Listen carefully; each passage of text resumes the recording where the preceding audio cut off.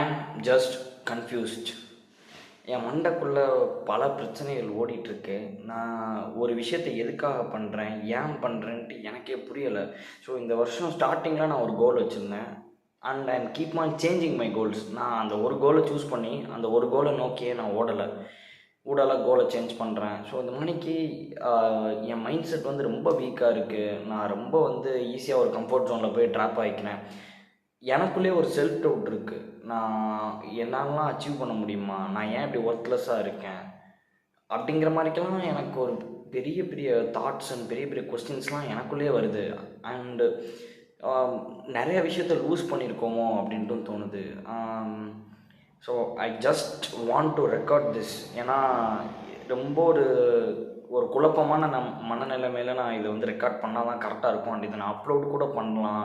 எந்த ஒரு எடிட்டும் நான் பண்ண விரும்பலை. இதை நான் அப்படியே ரேண்டமாக நான் இதை நானே பேசி நான் ஒரு ரெக்கார்ட் பண்ணி வச்சுட்டு நான் இதை அப்லோட் பண்ண போகிறேன். பிகாஸ் ஸோ இனிமையாச்சும் நான் என்னை சேஞ்ச் பண்ணிக்கணும் அப்படின்ட்டு நான் ஆசைப்பட்டேன். And keep on changing. நான் ஒரு இதில் ஸ்டிக் ஆன் ஆகி நான் அதில் ப்ராக்ரெஸே பண்ண மாட்டேங்க.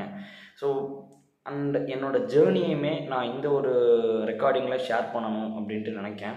ஸோ லாக்டவுன் டைமில் நான் ஒரு யூடியூப் சேனல் ஸ்டார்ட் பண்ணேன். ஸோ அந்த சேனலுக்காக சின்னதாக எஃபோர்ட்ஸ் போட்டு என்னைய நானே கொஞ்சம் கொஞ்சமாக அப்டேட் பண்ணிக்கிட்டேன். ஸோ மொபைலில் எடிட் பண்ணுறது, அதுக்கப்புறம் வாய்ஸ் ஓவர் கொடுக்குறது, கொஞ்சம் கொஞ்சமாக ஃபேஸ் காமிச்சு வீடியோ போடுறது. ஸோ இந்த மாதிரிக்கெல்லாம் சின்னதாக எஃபோர்ட் போட்டு நான் கன்சிஸ்டன்ஸாக நான் ஒரு அப் டு ஒரு 250 days வரைக்கும் ஷார்ட்ஸ் போட்டுட்ருந்தேன். Short form content. இது 2021 2022 அந்த டைம் பீரியடில் எல்லாமே நல்லா போச்சு. And luckily silver play button வரைக்கும் நான் அதில் அன்லாக் பண்ணேன். அப்படி இருந்தும் நான் அதில் ஃபெயில் ஆகிட்டேன். எனக்கு புரியலை. நான் அதில் கரெக்டாக ஸ்ட்ராங்காக இருந்திருக்கணும். பட் நான் ஸ்ட்ராங்காக இல்லை. ஏன்னா சில்வர் ப்ளே பட்டன் கிடைக்கிறது எவ்வளோ பெரிய விஷயம். நான் அதை கரெக்டாக நான் யூஸ் பண்ணலை, கரெக்டாக மானிட்டைஸ் பண்ணலை. அண்ட் எனக்கு ஒரு சின்ன ஒரு ஏர்னிங்ஸுமே வந்தது. நான் அதையுமே நான் ப்ராப்பராக யூஸ் பண்ணிக்கல. ஒரு 10,000 வரைக்கும் நான் அமௌண்ட் சம்பாரித்தேன். அதையுமே நான் ப்ராப்பராக யூஸ் பண்ணிக்கல. அதை அப்படியே நான் லூஸ் பண்ணிட்டேன்.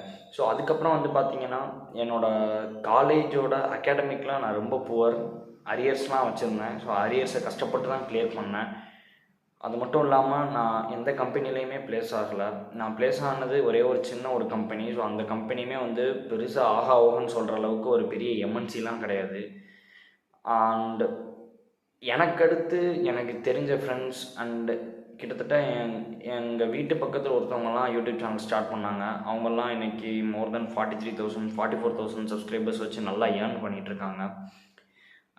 இதெல்லாம் எனக்கு பார்க்குறப்ப எனக்கு ரொம்ப கஷ்டமாக இருக்குது. நம்ம விட்டுட்டோமே, நம்ம ப்ராப்பராக இதை யூஸ் பண்ணலை, நம்ம கரெக்டாக அச்சீவ் பண்ணலை அப்படிங்கிற மாதிரிக்கு தோணுது. அதுக்கப்புறம் எனக்கு இந்த நேட்டிவில் இருக்கிறது எனக்கு சுத்தமாக பிடிக்கல. ஸோ நான் அதுக்கப்புறம் எங்கள் நேட்டிவ்லேருந்து நான் சென்னை ட்ராவல் பண்ணேன். சென்னை ட்ராவல் பண்ணி அங்கே ஒரு ஹாலிடே ஏஜென்சியில் நான் டூர் கைடாக ஒர்க் பண்ணேன். ஒரு 6 months ஒர்க் பண்ணேன். ஸோ அது எனக்கு ஒரு சின்ன ரிலீஃப் கொடுத்தது. அதுக்கப்புறம் ஒரு சில தவிர்க்க முடியாத சுச்சுவேஷனால் நான் மறுபடியும் நேட்டிவே வந்தேன். நேட்டிவ் வந்த பிறகு நான் ஒரு ஸ்டாண்டர்டாக ஒரு கோல் ஒன்று ஃபிக்ஸ் பண்ணேன். லைக் நான் ஒரு கோர்ஸ் ஒன்று ஜாயின் பண்ணேன், டிஜிட்டல் மார்க்கெட்டிங் கோர்ஸு.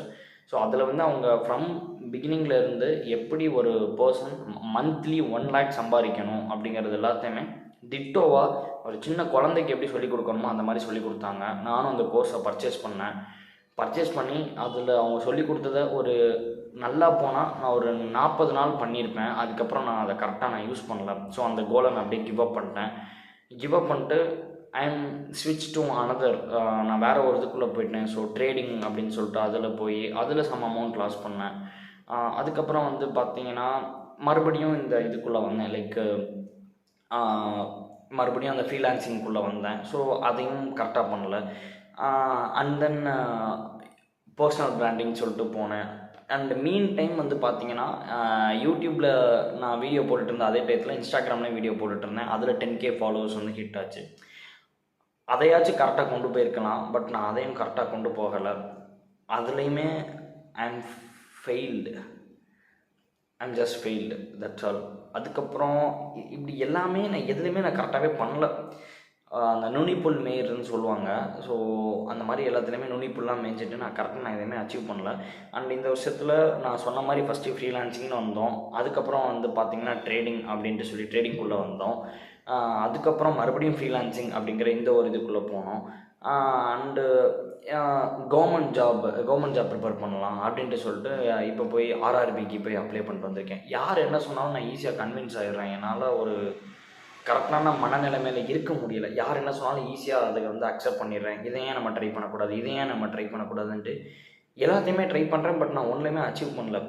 ஸோ அந்த ஒரு புவர் மைண்ட் செட்டில் நான் என்னை மாற்றிக்கணும் அப்படின்ட்டு ஆசைப்பட்றேன். ஸோ ஒரே ஒரு டிசிஷன் நான் எடுத்திருக்கேன். இப்போது ஜஸ்ட் ஒன் ஸ்ட்ரைட் டிசிஷன். என்னோடய ஜேர்னி ஸ்டார்ட் ஆனது I want to become a content creator. So அவ்வளோதான். நான் ஒரு கண்டென்ட் க்ரியேட்டர் ஆகணும்னு ஆசைப்பட்டேன். அதுக்கான எஃபர்ட் போட்டு நான் அதில் ஒரு மைல் ஸ்டோன் அச்சீவ் பண்ணியிருக்கேன். சில்வர் ப்ளே பட்டன் வரைக்கும் அச்சீவ் பண்ணியிருக்கேன். And then I give up. So give up பண்ணிட்டு வேறு எதை நான் ட்ரை பண்ணியிருக்கேன். பட் எனக்கு அது எதுவுமே கிக் ஆகலன்னு சொல்ல முடியாது. நான் கன்சிஸ்டண்ட்டாக நான் அதை பண்ணலை.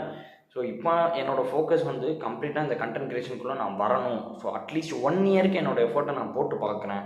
ஸோ 1 இயருக்கு என்னோடய எஃபர்ட் போட்டு பார்த்து ஸோ அது எப்படி ஒர்க் ஆகுதா இல்லையான்ட்டு நான் ஃபர்தராக டிசைட் பண்ணலாம் அப்படின்ட்டு தோணுது. மீன் டைம் நான் இந்த ஃப்ரீலான்சிங்கையும் விட போகிறது கிடையாது. ஸோ அதையுமே நான் சைட் பை சைட் வந்து நான் ஒர்க் ஆன் பண்ணி பார்க்க தான் போகிறேன். இஃப் சப்போஸ் அது எனக்கு கிக் ஆச்சுன்னா I am very happy about it. And என்ன மாதிரி யாரும் இந்த ஒரு பேடான மைண்ட் செட்டில் இருக்காங்க. ஒரு கோலை ஃபிக்ஸ் பண்ணிக்கோங்க. ஒரு கோலை ஃபிக்ஸ் பண்ணி அதில் உங்களோட ப்ராக்ரஸை தொடர்ந்து வந்து போடுங்க. அதில் வந்து உங்களை அந்த இதே வந்து நீங்கள் அந்த ப்ராக்ரஸை ட்ராக் பண்ணி நீங்கள் அச்சீவ் பண்ணுங்கள். கோலை வந்து சேஞ்ச் பண்ணாதீங்க. எல்லாத்தையுமே ட்ரை பண்ணுறதுனால நமக்கு எந்த யூஸுமே கிடையாது. ஸோ இது வந்து ஷைனி ஆப்ஜெக்ட் சிண்ட்ரோம் அப்படின்ட்டு சொல்லுவாங்க. எல்லாத்தையுமே நம்ம ட்ரை பண்ணலாம் அப்படின்ட்டு தோணும்.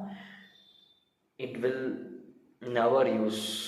சத்தியமாக அது நமக்கு யூஸ் இல்லை. ஆல்மோஸ்ட் எனக்கு ஒரு 4-5 வருஷத்தை நான் வேஸ்ட் பண்ண மாதிரி எனக்கு தோணுது. சிம்பிள். நான் 2024 காலேஜ் முடித்தேன். காலேஜ் முடிச்சதுலேருந்து ஒரு 1.5 வருஷம் நான் கண்டினியூஸாக வீடியோ போட்டிருந்தாலே இந்நேரம் ஏதாச்சும் கோப்பப் பண்ணியிருக்கலாம் அப்படின்ட்டு தோணுது. But I keep on changing.